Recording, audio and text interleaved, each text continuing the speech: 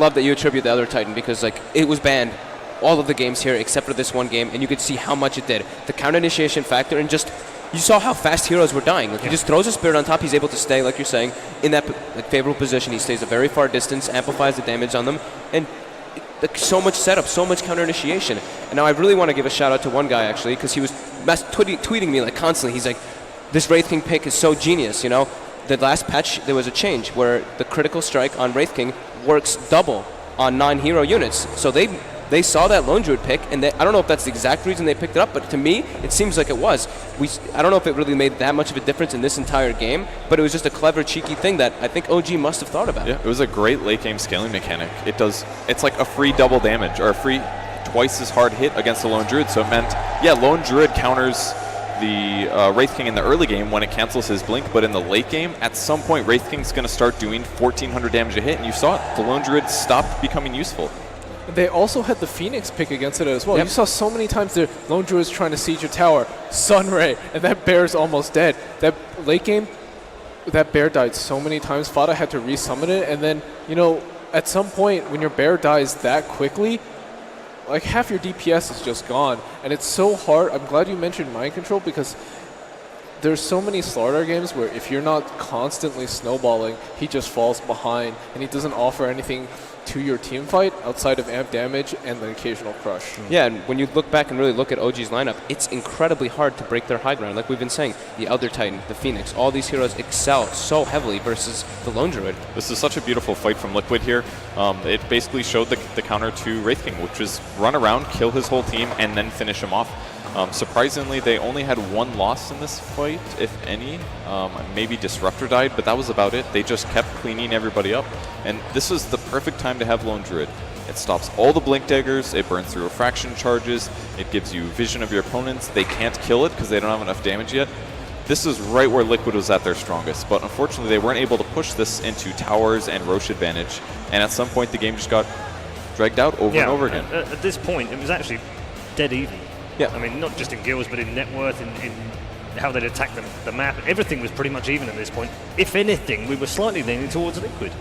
Yeah, it seemed like it. It seemed like it was coming out that way, but OG does. This is something that we've talked about over and over on the panel. What OG likes to do with their supports, these heavily scaling supports, and Liquid supports just weren't really able to transition into the late game as well as OG's would. Yeah, they could have, but all the mobility on OG made it so hard. They can blink lasso with blink TA. Somebody dies every time, and then eventually Wraith King gets a blink. And this is how every fight went. Somebody would die right at the start. Yeah. Liquid doesn't get the perfect initiation because OG is always standing in the right place on the map. And Liquid was just, they didn't know how to beat it. Yeah, OG did such a good job. Like I just have to keep saying, like how well that they just focused so much on mind control. He was pretty much the driving factor a lot of these times for Liquid. Maybe not the MVP in all the games, but he was just like enabling the rest of his team to look incredibly good. OG just did the same. They did the same exact thing to Newbie when they were playing versus KP. He's in the off lane. They focused him super hard when he was on that Bat Rider and shut him down because he's that playmaker. He's their big playmaker, and it seemed like it was almost the same thing versus Liquid. It really comes down to the fact that Liquid has no counter initiation. When Moon jumps in on somebody, or with the Bat Rider or the Void or anything, Liquid has no answer to it. There's no way to save that hero. There's no way to counter initiate or really start a team fight. They just get that free pickoff. Huge credits to Moon because every single fight he gets that initiation on Bat Rider and a hero dies immediately. And he created so much space early. Like I hope they show it because that at minute 0 he's just like running around and he survives for so long, barely gets away with a sliver of life, and he throws his arm up. He's so hyped. I hope they have that clip here. Yeah, you could see it in the booth. He's just like so amped. It was a perfectly calculated decision. Like everything about it was, oh my god. Honestly, this guy is such a player. Last few moments of what ended up being the final game as OG, they keep the 3-1 alive at least. The Illuminati won't be happy that it was 3-1. Both teams played so well in this grand final and throughout all stages of this tournament. We were pretty blessed to be able to watch this series. Unfortunately, it didn't go Game 5, but still, seeing the power and the adaptation for both these teams, even in this series, it's what else could you ask for? It reminds me so much of OG's Frankfurt win. They knew the patch better than everybody else, and I feel like Liquid went into the tournament with tons of momentum. They thought they knew what was going on, but at the start of the tournament to here, their drafting had to adjust. whereas I feel like OG has been adjusting better. They stuck to their core concepts, basically Elder Titan, Phoenix, Batrider, and Liquid keeps being pushed into a different direction that they're less comfortable with. Okay, here again, the Elder Titan throws a Spirit in. At this point, it's pretty heavily in OG's favor, but still, they have so much damage getting into that backline with the Templar Assassin and the Batrider. Oh, yeah.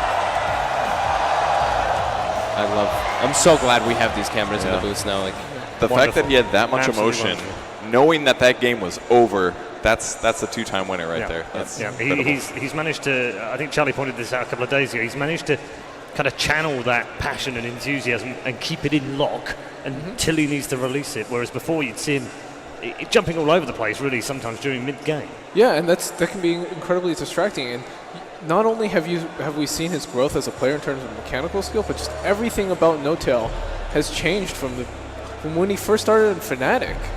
Very different now. I want to point out the MVP for the match.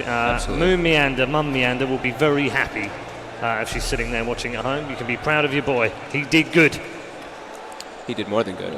Yeah. Managed to never die in the offlane, basically. He created tons of space, forced 2 heroes, including a carry, to chase him, not to mention from the middle of the game towards the end of the game, constantly catching heroes, starting the initiations, and getting kills that eventually delayed to the point where Wraith King and TA fully countered the Liquid lineup. Okay, we're going to hear more from all three of you, but before we get to them, we'll wrap up the whole day. We'll talk about exactly what's happened here over the last few weeks. We do need to hear from the winners. So Sir Raxus Lax is down on the main stage.